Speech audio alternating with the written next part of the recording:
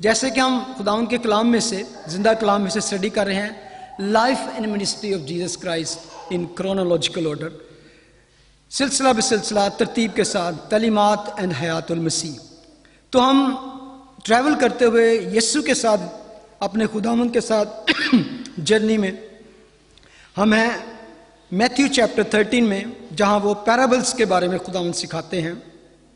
तो आज हम देखेंगे मैथ्यू चैप्टर 13 वर्स 44, 45 एंड 46।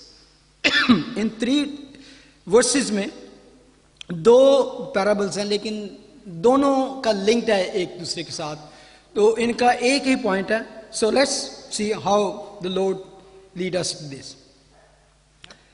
कलाम मुकद्दस में यूं लिखा है, 13वां बाब उसकी 44 वर्स। आसमान की बादशाही खेत में छिपे खजाने की मानंद है, जिसे किसी आदमी ने पाकर छुपा दिया और खुशी के मारे जाकर जो कुछ उसका था बेच डाला और उस खेत को मोल ले लिया। वर्स 45। फिर आसमान की बादशाही उस सौदागर की मानंद है जो उम्दा मोतियों की तलाश में था, और जब उसे एक बेशकीमत मोती मिला तो उसने जाकर जो कुछ उसका था सब बेच डाला और उसे मोल ले लिया। खुदावन के कलाम के पढ़े और सुने जाने पर उसकी बरकत हो, आमीन। खेत में छुपे खजाने की तमसील। लास्ट टाइम हमने जब देखा था, तो अगर हम पहली 2 तमासील को, फर्स्ट 2 पैराबल्स को देखें, तो उसमें था actually nature of the kingdom. सारी एक्चुअली जितनी भी ये टीचिंग है पैराबल्स के जरिए से, ये सारी अबाउट किंगडम है, the kingdom of God, nature of the kingdom, जिसमें किस तरह के लोग होंगे, अच्छे बुरे लोग होंगे, जो उस बीज को, जो कलाम का बीज बोया जाता है, वो किस तरह लेते हैं। तो उसके बाद दूसरी 2 पैराबल, तीसरी और चौथी थी, उसमें हमने देखा है कि अच्छे और बुरे लोगों के बावजूद अंजाम क्या है, एंड क्या है, the power of the kingdom, the authority of the kingdom, कि उसमें उसकी कुदरत खुदा की देखते हैं कि इसके बावजूद कि उसमें किस तरह के लोग होंगे, लेकिन आखिर में फतह जो है वो खुदावन की होगी, उसकी बादशाही की। आज जो हम देखेंगे ये पैराबल्स जो हैं, इसको कह सकते हैं कि पर्सनल एप्लीकेशन, कि हम किस तरह हम इंडिविजुअल, पहले तो एक बड़ा लार्ज खुदावन ने एक बात की एक वसी तरीके से, कि लेकिन अब वो आता है कि एक इंडिविजुअल, एक फर्दन हम पर कैसे अप्लाई करती है खुदा की बादशाही। तो अभी हमने पढ़ा है कि खेत में छुपे खजाने की तमसील, हिडन ट्रेजर इन फील्ड, जिसे हम कह सकते हैं कि अनमोल खजाना, खेत में छुपे खजाना, the treasure in the field hidden. सबसे पहले मैं गौर कर रहा था कि जब खुदावन हिडन की बात करते हैं, तो why that was hidden in the field. अगर हम उस दौर को देखें और आज के दौर को देखें, तो देयर इज अ डिफरेंस। उस टाइम आज की तरह, मॉडर्न एज की तरह बैंक लॉकर्स और इस तरह की जगह, सेफ वगैरह नहीं थे जहां पे लोग अपनी वैल्यूएबल थिंग्स, प्रेशियस थिंग और ज्वेलरी और पैसा और इस तरह की चीज जहां पे सेव कर सकें। उन दिनों में आज की तरह नहीं था। आज हमारे पास बहुत सी ऐसी चीजें हैं कि अगर हमारे पास पैसा है तो हम उनको किस तरह सेव कर सकते हैं, घर की बजाय हम कहां सेव कर सकते हैं। अगर बहुत रिच हैं तो फिर क्या करेंगे, स्विस बैंक, मिलियंस अगर होंगे तो फिर स्विस बैंक में आपको जमा होगी, बड़े बड़े लोगों की मनी वहां पर महफूज है। लेकिन उन दिनों में no banks, no lockers, no Swiss bank type चीज थी कि वहां पर। तो अगर आपने कहीं अपने खजाने को या अपनी दौलत को सेव करना है, तो आप समझ लें कि जो जमीन थी ना, land is the most safer place, और स्पेशली उस इलाका में जहां पर हमेशा ही कोई ना कोई प्रॉब्लम रहती थी, और स्पेशली जब कह सकते हैं कि हालत जंग में हो, वॉर हो, तो क्या होता है, आप कह सकते हैं Israel the land of war and battles. Only Jerusalem के बारे में ही अगर आप कैलकुलेशन देखें तो लिखा है कि Jerusalem has been destroyed twice, besieged 23 times, attacked 52 times, and captured and recaptured 44 times. And it is one of the oldest city in the world. Battle after battle, war after war. इस कदर यहाँ पे जंगें और खून खराबा और कत्ल गारत और लूट मार और प्लंडर हुआ कि किसी भी दुनिया के सिटी में और शहर में या कंट्री में नहीं हुआ।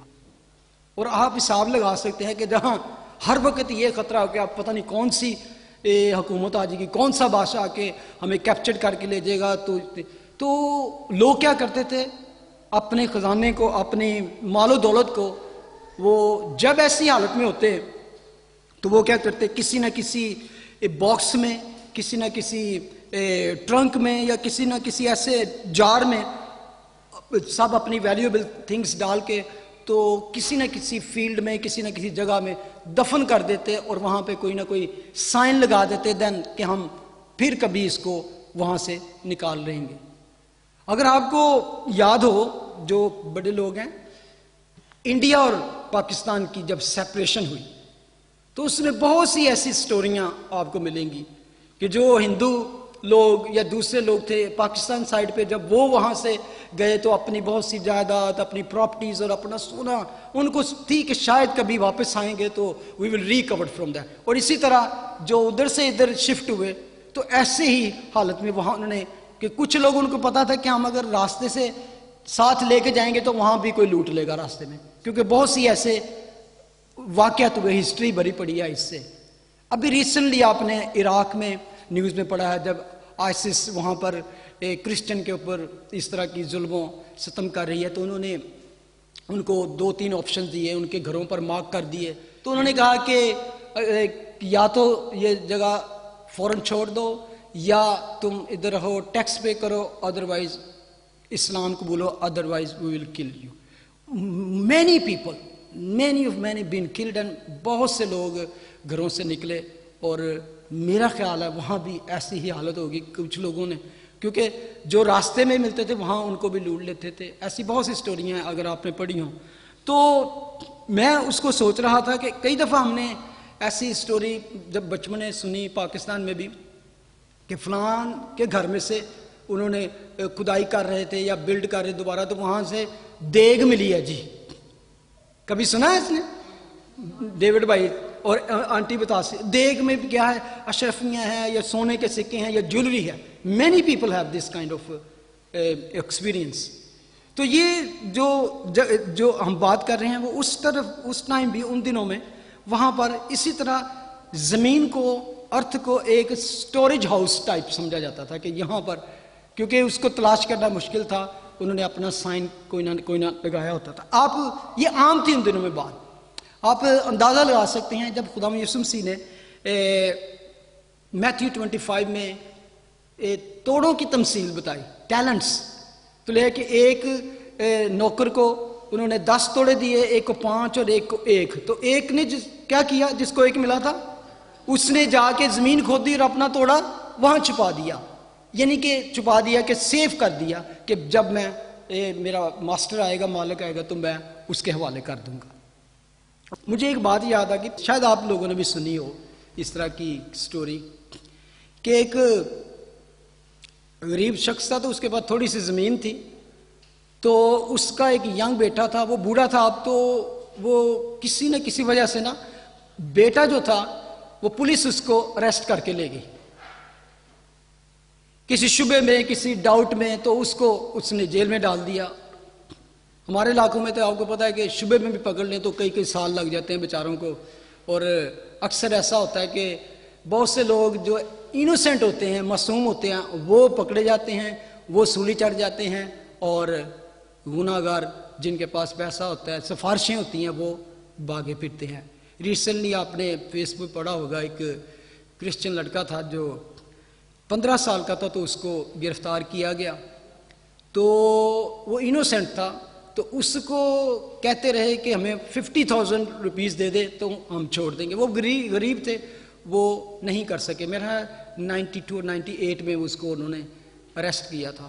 तो लास्ट वीक जी, हाँ 92 लास्ट वीक, और इवन उसको उन्होंने सजाए मौत सुना दी। लेकिन even according to the law वो 15 ईयर अंडर एज को आप सजाए मौत दे ही नहीं सकते। लेकिन रिसेंटली 2-4 दिन पहले उस लड़के को उन्होंने मौत की सजा दे दी है, इनोसेंट लोग, और जेल में था। मैं बता रहा था एक आदमी, तो उसका लड़का जेल में था, तो वो एक दिन उसके बाप ने काफ़ी दिनों के बाद लिखा कि लेटर उसको कि हम बड़ी प्रॉब्लम में हैं, काफ़ी मजबूरी में आए, क्योंकि तू पास नहीं है और खेत को हल चलाने वाला, और वहाँ पे कोई नहीं हमारी मदद, तो मैं बूढ़ा हूँ, मैं तो सिर्फ बीज ही सकता हूँ।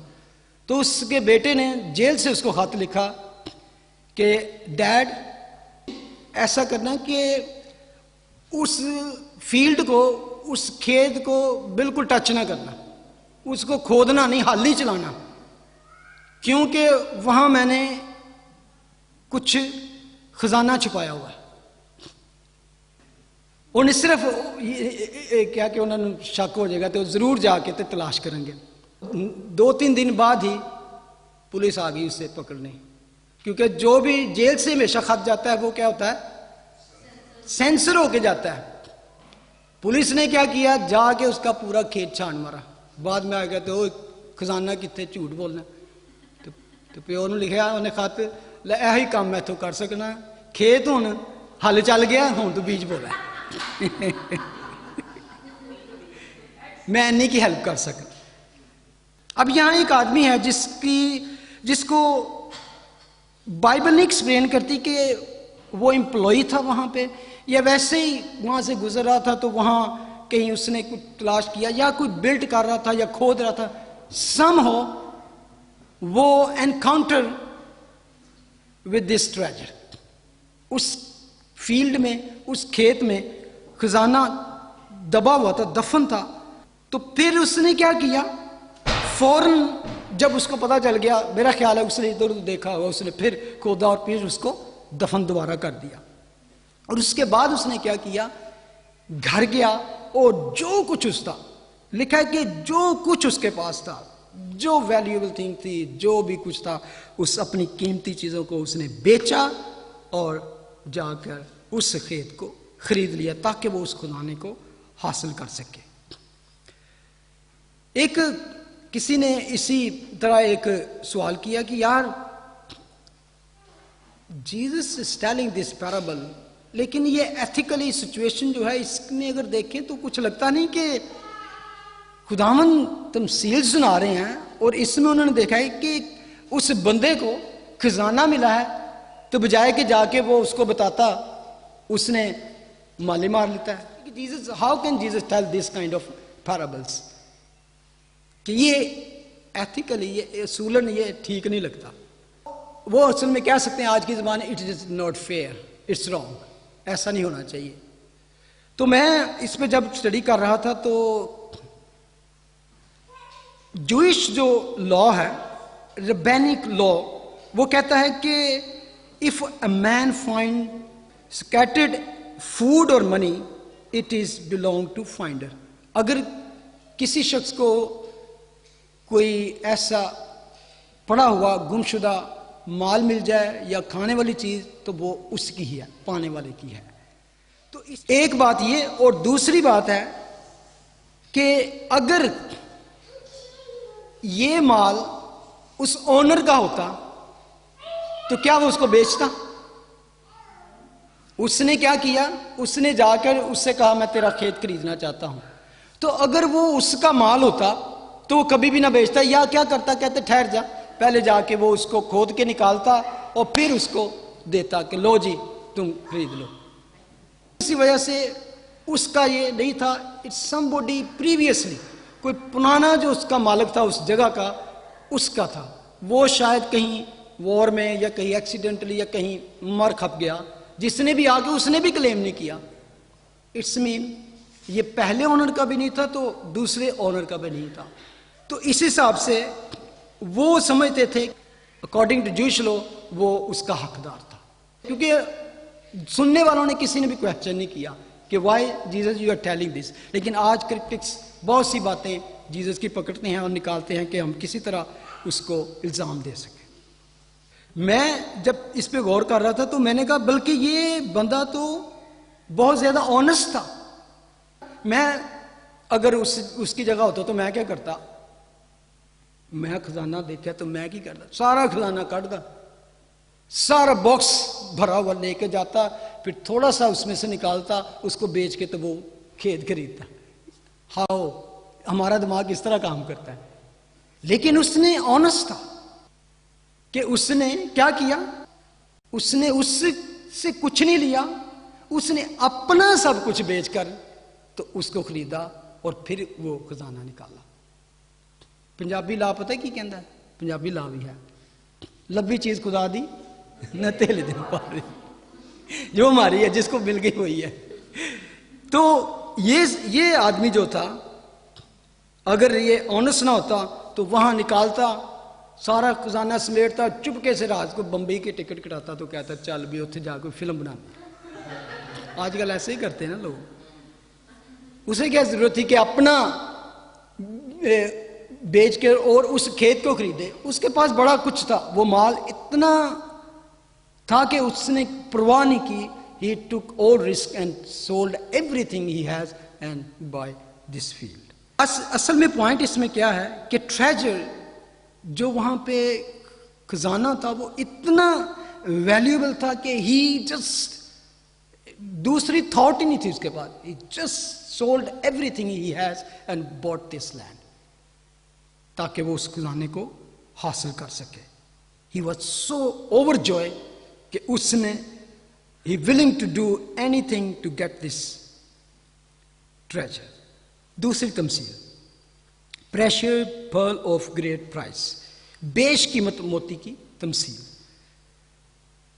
फिर आसमान की बादशाही उस सुदागर की मानंद है जो उम्दा मोतियों की तलाश में था। जब उसे एक बेशकीमत मोती मिला तो उसने जाकर जो कुछ उसका था सब बेच डाला और उसे मूल ले लिया। Wonderful, Perl of great price.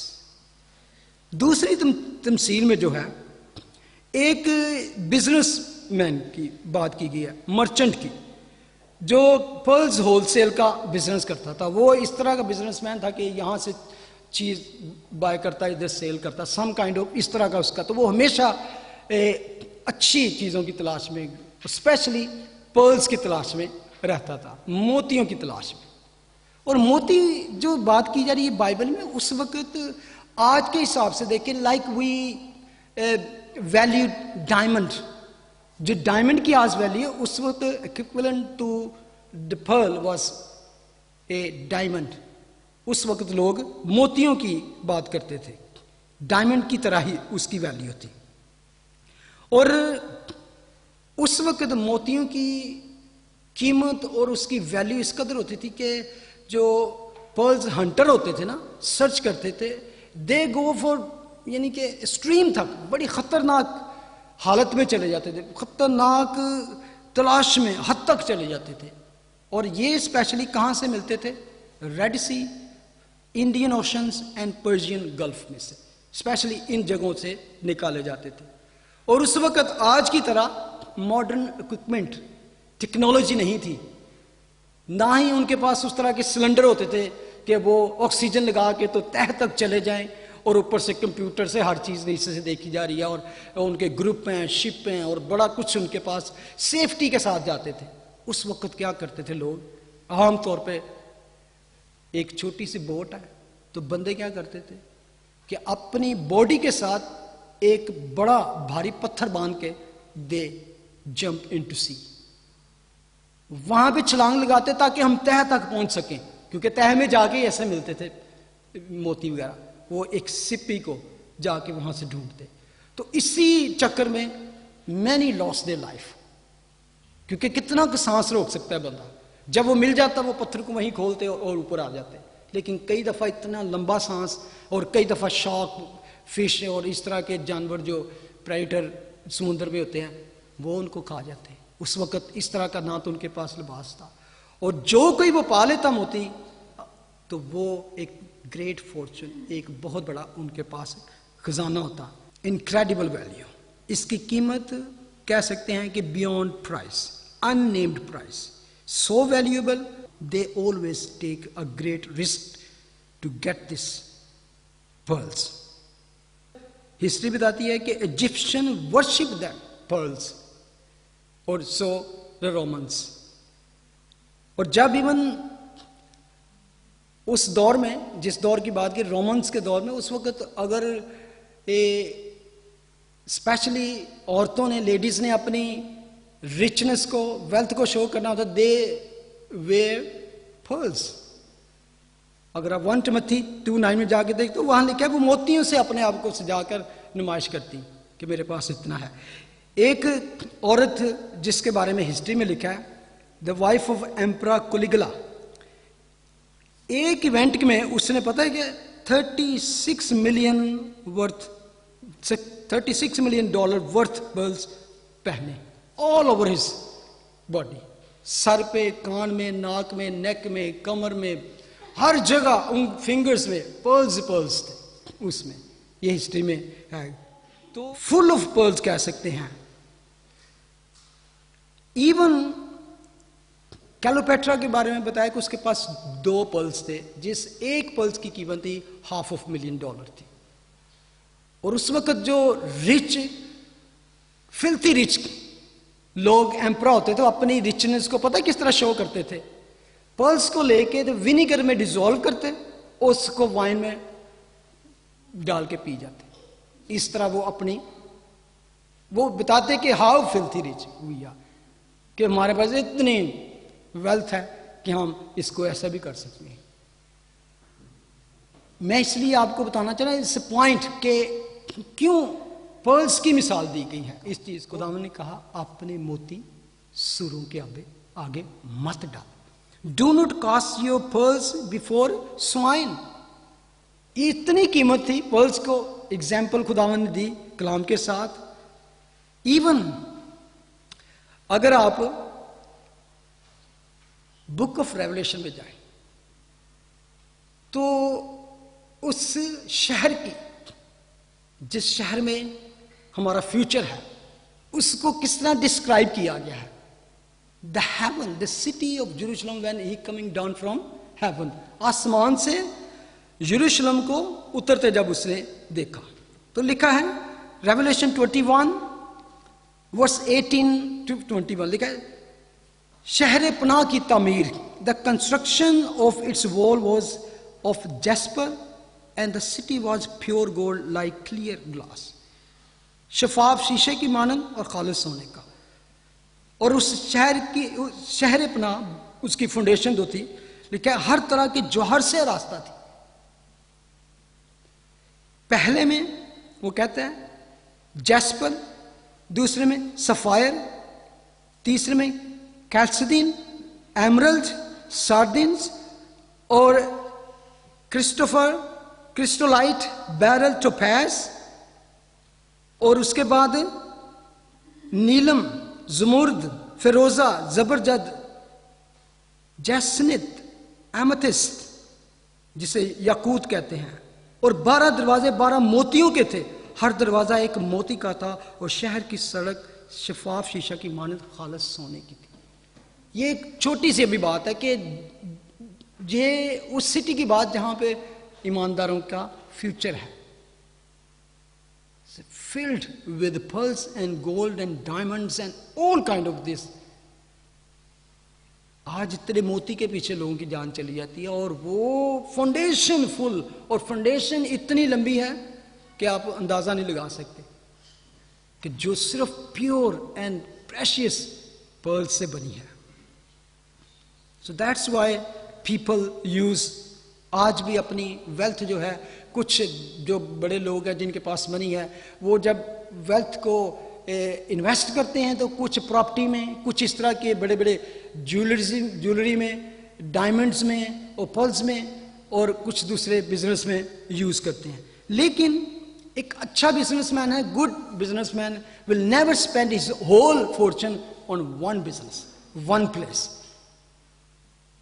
जो इस शख्स ने किया, उसने सब कुछ दे दिया। Why he did that? Why he did that?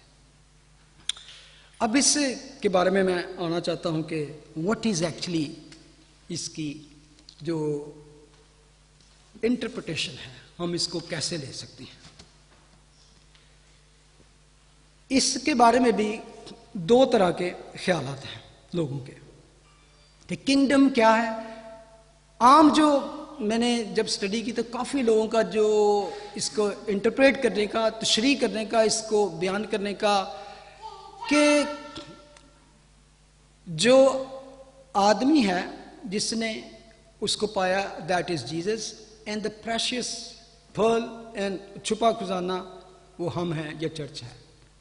But I rather go for the other जो इंटरप्रिटेशन है, जो छुपा खजाना है और जो प्रेशियस पर्ल है, that is the kingdom of God. That is actually the salvation through Jesus Christ. That is worth, because that is the kingdom of God, worth anything, everything to get it. क्योंकि आप देखें कि जो खजाना है that is hidden, surface पे नहीं कि ऐसे ही जो जा रहा है उसको, हिडन है, डिग करके उसने उसको निकाला और उसके बाद उसको फिर से पाया। खुदा का कलाम कहता है 1 Corinthians chapter 2:14, मगर नफसानी आदमी खुदा के रूह की बातें कबूल नहीं करता क्योंकि वो उसके नजदीक बेवकूफ़ी की बातें हैं और ना उन्हें समझ सकता है क्योंकि वो रूहानी तौर पर परखी जाती हैं। Only spiritual man can understand. ये विजिबल नहीं है किंगडम अभी खुदावन की, it's not visible. You can go okay उधर जाओ, वहां पर खुदा की किंगडम है, खुदा की बाशी वहां पर है, खुदा की बाशी वहां पर है। आज भी दुनिया में इवन खुदा की बाशी है, लेकिन उनको नजर आती है या उनके लिए विजिबल है जो उसमें ऑलरेडी शामिल है, जो उस पर ईमान रखते हैं। आम लोगों के लिए हम जो लोग हैं ना, इट्स फुलिश, हम बेवकूफ हैं। Every Sunday coming to church, going to Bible study, going to other meetings, prayer meeting, this and, उनके लिए सारा कुछ जो है एक बेवकूफी है। आम जो बंदा है, आम जो शख्स है जो रूहानी नहीं बल्कि दुनियावी है, उसके लिए सारा कुछ एक बेवकूफी है। Corinthians, the natural man understand not the things of God, they are foolishness to them. Even 2 Corinthians 4:3 और 4। और अगर हमारी खुशखबरी पर पर्दा पड़ा है तो हलाक होने वालों के ही वास्ते पड़ा है, यानी उन बेईमानों के वास्ते जिनकी अक्लों को इस जहान के खुदा ने अंधा कर दिया है, ताकि मसीह जो खुदा की सूरत है उसके जलाल की खुशखबरी की रोशनी उन पर ना पड़े। जो आम इंसान है, सेकुलर लोग हैं जो ईमान नहीं लाते इस पर, उनकी अक्लों पर इस जहां के खुदा ने क्या है पर्दा डाला, उनको ब्लाइंड कर दिए, दे कांट सी। जहां का खुदा कौन है? अबलीस। जहां के खुदा ने उनको अंधा कर दिया है, ब्लाइंड, देखते हुए भी देख नहीं सकते, because they don't have spiritual eyes to see that. रूहानी बसीरत नहीं है उनके पास। उनको इस जहां के खुदा ने, और अगर इस पे ही मैं बात करूं ना, इस जहां का खुदा है, एक लंबी लिस्ट है कि इस जहां का खुदा है ये दुनियादारी और दुनिया की चीजें। यूहन्ना आरफ इसको जॉन 1 में लिखता है कि आंखों की ख्वाहिश, जिस्म की ख्वाहिश और जिंदगी की शेखी, ये तीनों जो है डिस्ट्रक्टिव, डिस्ट्रॉय करती हैं। आंखों की ख्वाहिश कि जो मुझको अच्छा लगता है देखने में, I want to have this, और जो मेरा अंदरों दिल करता है मैं भी मुझे अच्छा लगेगा, यानी कि अपने बदन की फिक्र। शेखी। और यही चीज सेटन ने इवन खुदा यीशु के साथ जब उसने बात की तो उसने भी कहा, इसी चीज को, तीनों चीजों को इस्तेमाल किया, यीशु को बियाबान में और आदम और हवा को बाग अदन में। उसने कहा कि ये फल खाने को अच्छा है, बदन को तुम्हें टेस्टी है, देखने में अच्छा है, इट्स लुक गुड, और इसके खाने से तुम्हारी आंखें खुल जाएंगी, you R be like God, तुम खुदा की मानव बन जाओ। शैतान यीशु के पास आया, इब्लीस, तो यीशु को कहा कह के इस पत्थर को रोटी बन जाए, बदन की जरूरत थी ना। फिर उसने सारी दुनिया की किंगडम उसे दिखाई, look at this, I will give you to you, शान शौकत दिखाई, सारा कुछ, तो फिर तू मुझको सजदा कर। ये सारी चीजें आज भी इंसान के लिए इब्लीस उसी तरह इस्तेमाल करता है, बड़ी बड़ी अट्रैक्शन है, I want this, I want that, I want this. तो यहां पर भी वो कहता है कि इस जहान के खुदा ने इन लोगों की अक्लों को अंधा कर दिया है, ताकि मसीह जो खुदा की सूरत है उसके जलाल की खुशखबरी की रोशनी उन पर ना पड़े। इवन मैथ्यू 7:14 में खुदावन कहते हैं, तंग दरवाजा से दाखिल हो, क्योंकि वो दरवाजा चौड़ा है और रास्ता कुशादा है जो हलाकत को पहुंचाता है, उससे दाखिल होने वाले बहुत हैं, क्योंकि वो दरवाजा तंग है और रास्ता सुकड़ा है जो जिंदगी को पहुंचाता है, उसके पाने वाले बहुत हैं। हिडन किस तरह था, आज भी बहुत से लोगों से हिडन है, उस वक्त भी थी। खुदावंद का कलाम कहता है कि वो दुनिया में था और दुनिया उसके वसीला से पैदा हुई और दुनिया ने उसे ना पहचाना, वो अपनों में आया, अपने घर में आया और अपनों ने उसे कबूल ना किया। ही वॉज देयर, जब खुदावंद ने कहा कि आसमान की बादशाही तुम्हारे पास आ पहुंची, और उन्होंने उसको रिजेक्ट कर दिया। Physically they couldn't see, he came unto his own receive not him। अब खुदावंद इसमें एक दो बंदों की मिसाल देते हैं, लेकिन अगर देखें तो क्या चीज उसमें कॉमन है दोनों में, दोनों एनकाउंटर ट्रेजर, दोनों को खजाना मिला और दोनों एक्साइटेड हो गए, जॉयफुली, खुशी के साथ, और दोनों ने क्या किया, दे सोल्ड एवरीथिंग। उसने भी वो खरीद लिया और उसने भी वो सारा कुछ बेचकर उस एक पर्ल को खरीद लिया, एक मोती को। वो इतना बेशकीमत था, वो इतना अनमोल था, वो इतना कि उसने और कुछ नहीं सोचा, अपने सारा फॉर्चून बेचकर तो उसके लिए उसको खरीद लिया। दोनों में सिमिलैरिटीज हम बताइए कि सम चीज़ें कॉमन है, जैसे कि उन दोनों को एक ग्रेट वैल्यू की चीज़ें मिली, उन दोनों ने एक्साइटेड होकर उसको बेच दिया। लेकिन एक चीज डिफरेंट है, वो क्या है, एक बंदे को एक्सीडेंटली मिला है, तो एक जो है वो क्या था, सीकर, वो ऑलवेज तलाश में रहता था, और एक था सीख नहीं कर रहा था, बस जा रहा था, वो किसी ना किसी तरीके से या प्लाव कर रहा था, अब खेत में हल चला रहा था, कुछ भी, इट जस्ट एनकाउंटर एक्सीडेंटली। अब किंगडम जो है इसमें दोनों तरह के लोग, एक्सीडेंटली लोग भी हैं और जो सीकर हैं वो भी हैं। एक्सीडेंटली अगर मैं आपसे पूछूं तो आपके जहन में कौन सा कोई शख्स आता है? पॉल।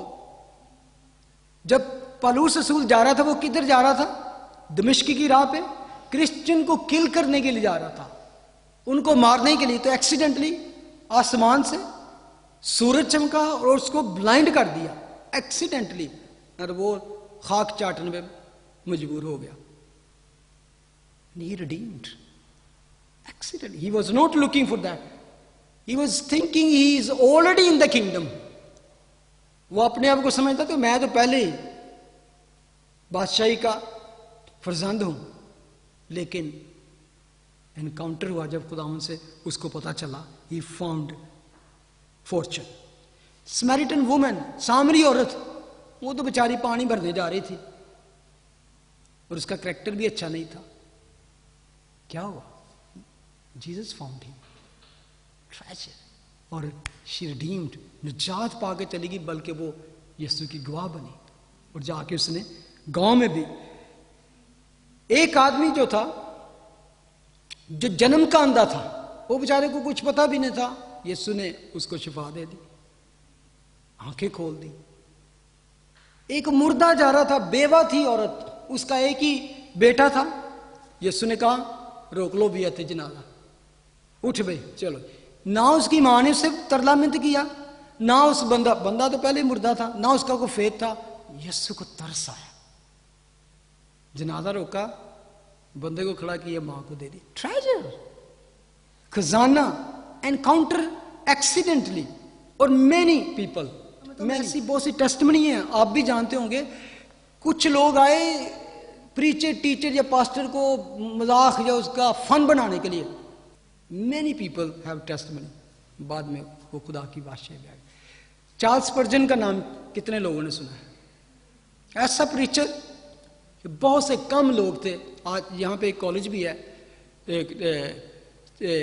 चार्ल्स स्पर्जन के नाम से, इसको उसको दिया है प्रीचर ऑफ टीचर। जबरदस्त खुदा का खादम था। एक दिन वो, मेरा ख्याल है कि उस वक्त तकरीबन 15 ईयर्स, बिल्कुल यंग था। एक सुबह वो चाह रहा था कि मैं जो भी उनका रूटीन था अपने चर्च जाऊं, वो जाने के लिए निकला। तो क्या हुआ कि मौसम इतना ख़राब था कि स्नो, बहुत ज़्यादा स्नो थी, तो वो बड़ी मुश्किल से दिल कर रहा था जाऊं ना जाऊं। थोड़ा रास्ता चला तो रास्ते में एक और चर्च था, मेथोडिस्ट चर्च, जो वो उनका नहीं था, वो किसी और चर्च में जाया करता था। तो उसने सोचा चल यार सर्दी भी बहुत है और स्नो भी पड़ रही है, तो जब वो एंटर हुआ तो वहां पता चला कि वहां जो प्रीचर है वो भी नहीं आ सका वेदर की वजह से। अब वो तकरीबन 15-16 बंदे थे वहां बैठे हुए, वो सोच रहे, तो वो उन्होंने एक और जो असिस्टेंट था उसको खड़ा किया, उतनी देर चल तू ही कुछ काम कर, तू संभाल जरा चर्च को।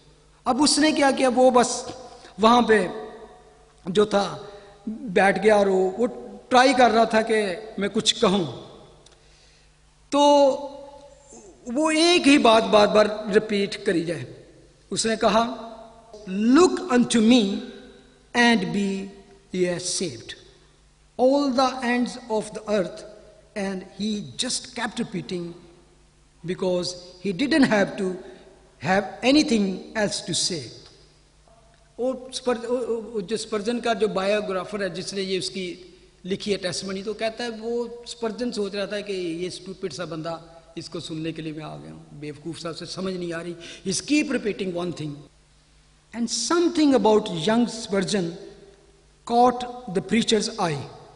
आंखों किसी तरीके से उस पर उसका नजर पड़ गई। और कई दफा आपने फील नहीं किया कि आपको लगता है कि यार पास्टर जरा ही मेरे वाली देख की गल कह रहे हैं, वो आपको ऐसे लगता है, लेकिन वो पास्टर नहीं होता, वो खुदा का कलाम होता है जो आपको लगता है कि ये मेरे ऊपर लगा रहा है पास्टर ने बात। वो कहते हैं कि something about young Spurgeon caught the preacher's eyes. Young man, he said suddenly, you look very miserable, miserable in life and miserable in death. You will be if you don't obey my text.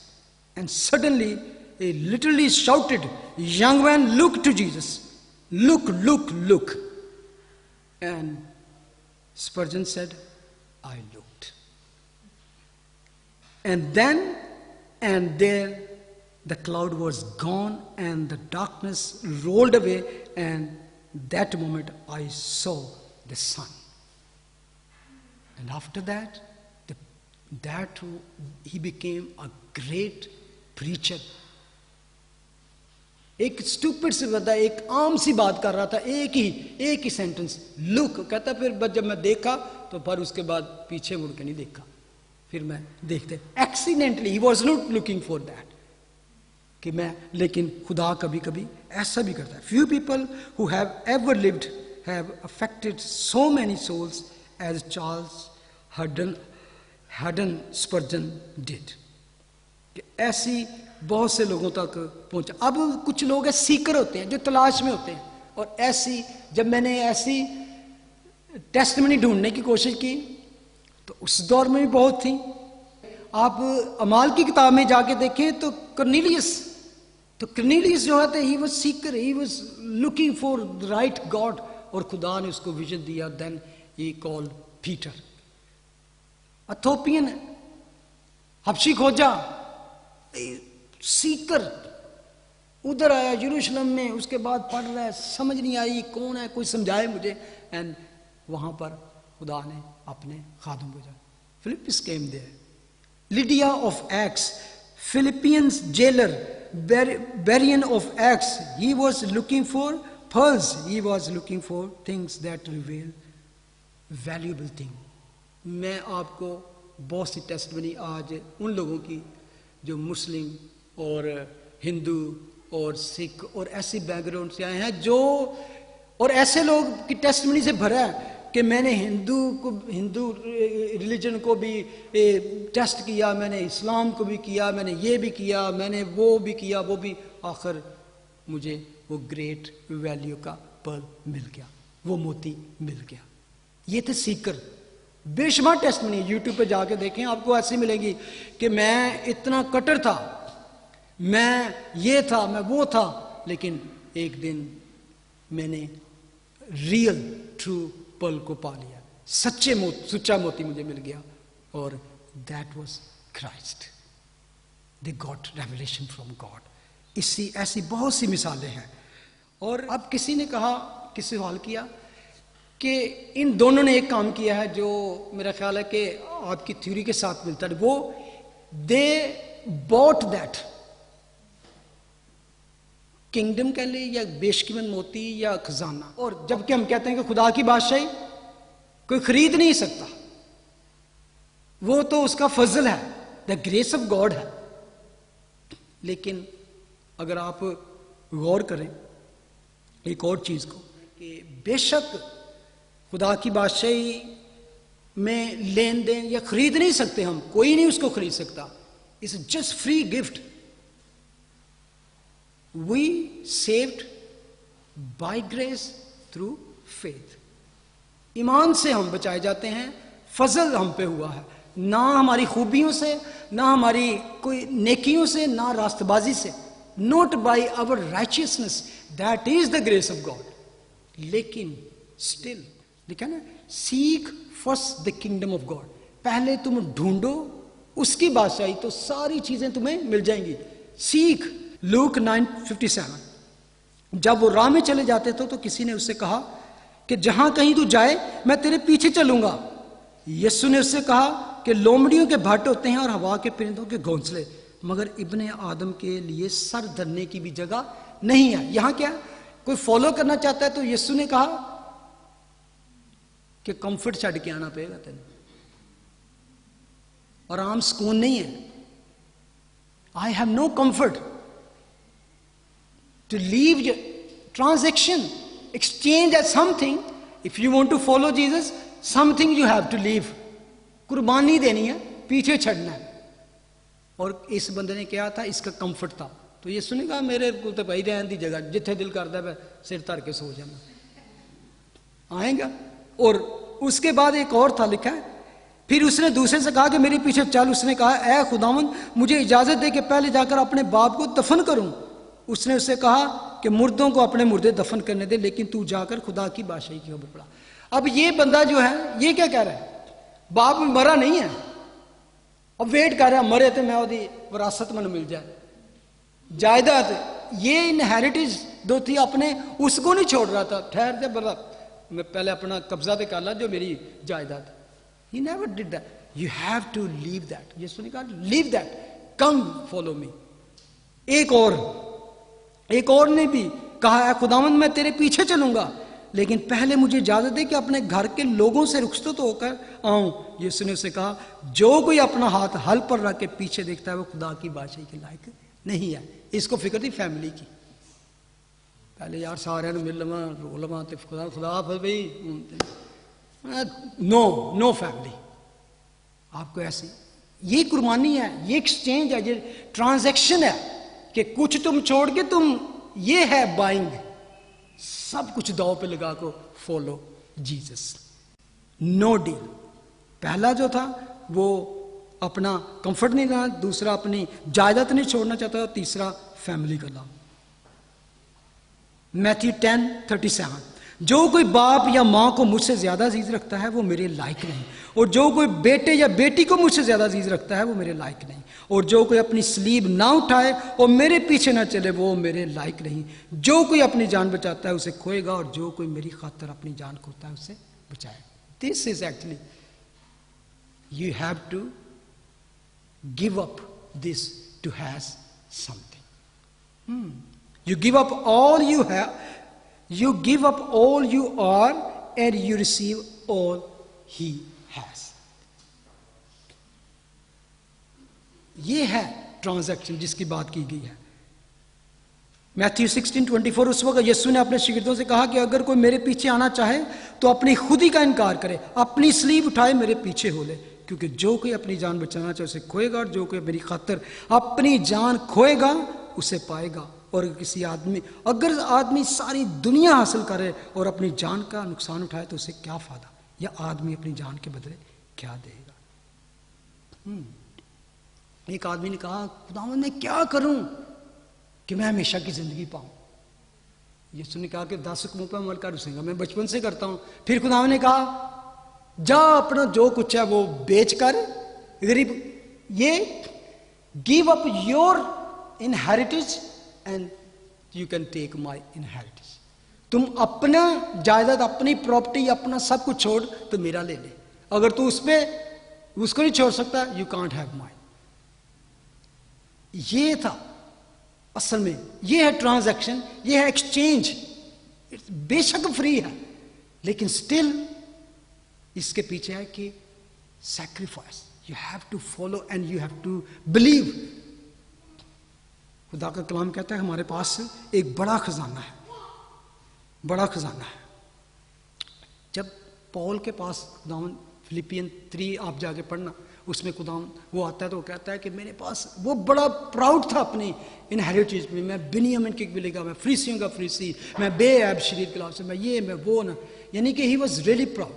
जब encounter यीशु से वो तो कहता, उसने कहा ये सारा कुछ कूड़ा है। उसने कहा मैंने उस सब चीज को छोड़ दिया ताकि मैं यीशु को हासिल करूं, उसके जी उठने की कुदरत को जानूं, और उसके दुखों में शरीक होने को मालूम करूं, और उसकी मौत से मुशाबत पैदा करूं, ताकि किसी तरह मुर्दों में से जी उठने के दर्जा तक पहुंचूं। You have to give up to get this treasure, to get this pearl of great value. जब मूसा को वहां से निकाला तो इब्रानी खत में लिखा है कि उसने, मूसा वहां का प्रिंस था, प्रिंस ऑफ इजिप्ट, और वो लिखा है कि उसने मिस्र के शानो शौकत को, तख्त को यीशु के साथ और उसकी कौम के साथ जलील होने को बेहतर जाना, ताकि उसकी अजर उस खजाने पर, उस किंगडम पर थी जो उसको मिलने वाला था। उसने वो ताज और तख्त और सारा कुछ छोड़ दिया, और क्या 40 ईयर दर बदर भेड़ों के पीछे बियाबान में धक्के खाता फिरा। There is a reward in the kingdom. Jim Elliot का नाम किसी ने सुना है? जिम एलियट, कभी आपको मौका मिले तो उसको पढ़ें जाके। इट्स वंडरफुल वंडरफुल टेस्टिमनी है उसके। जिम एलियट कि यंग था, freshly graduated from university, and he was just burdened with go to Alka Indian, जो अमेज़न के जंगलों में जाके उसका दिल था मैं वहां जाके खुदा उनकी तमजीद करूं, मुनादी करूं। और उसके साथ 4-5 और बंदे थे, और उसकी डायरी आज भी है, बड़ी ज़बरदस्त है उसकी टेस्टिमनी।